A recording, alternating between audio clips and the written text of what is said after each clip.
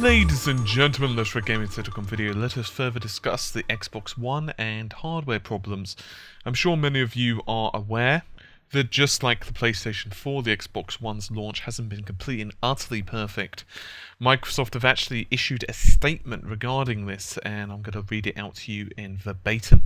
The issue is affecting a very small number of Xbox One customers. We're working directly with those affected to get a replacement console sent to them as soon as possible through our advanced exchange program. Rest assured we are taking care of our customers, end quote. So fairly short and sweet, no exact numbers yet, so they haven't given a failure percentage. And indeed, it's not just, average members of the public who are having issues. IGN have also reported that one of the machines in their office has got exactly the same issue. They say that the Xbox One makes a terrible grinding sound, but the disc is unaffected. So in other words, if you've bought a game, you put it in, and your disc makes the grinding sound, it's not destroying the game, which I suppose is a good thing, because it's bad enough if you have to send the Xbox One in to repair. You don't want to also fight to get a replacement disc. But then it just says, sorry, we can't play the disc. Try an Xbox One game, a music CD, or a movie on Blu-ray or DVD. Microsoft have said that rest assured we plan to take care of our customers. Any customers who believe to have any issues with their Xbox One should reach out to us through the Xbox support.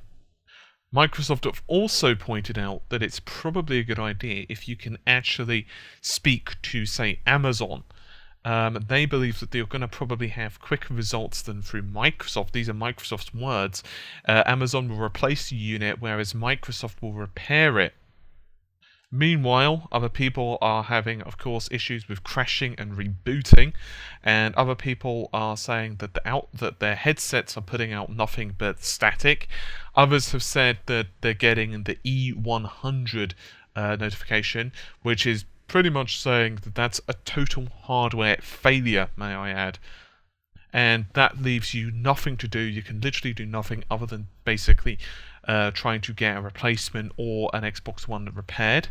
So there's a slew of issues, including problems with the disk drive, unusual sounds, more spontaneous system shutdowns, missing pixels, blank or frozen screens, or others that can't even get the systems to start up, and other problems besides. Now, I have covered a lot of the solutions to these problems because some of them are fairly benign.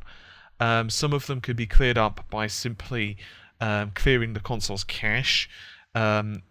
To do that, by the way, you have to hold the Xbox button for 5 seconds. The system will hard shut down. In other words, it will be completely off. You unplug it, leave it for 30 seconds so you can get yourself a coffee or whatever.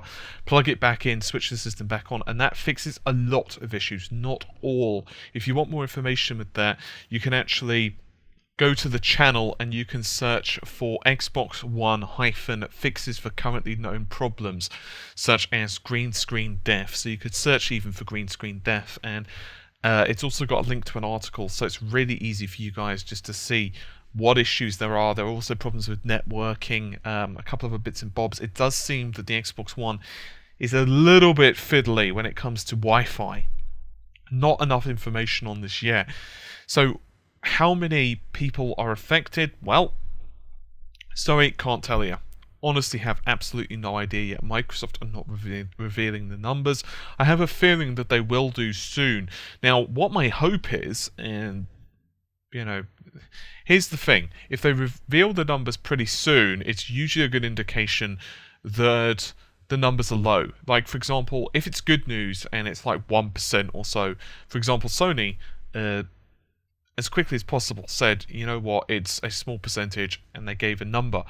I believe it was like 0.2, and now it's climbed up to just under 1%, which is expected. You expect the percentage to go up a little bit as more people get time to use it. For example, I know someone who has an Xbox One, not very well, might I add, so I can't really ask them to,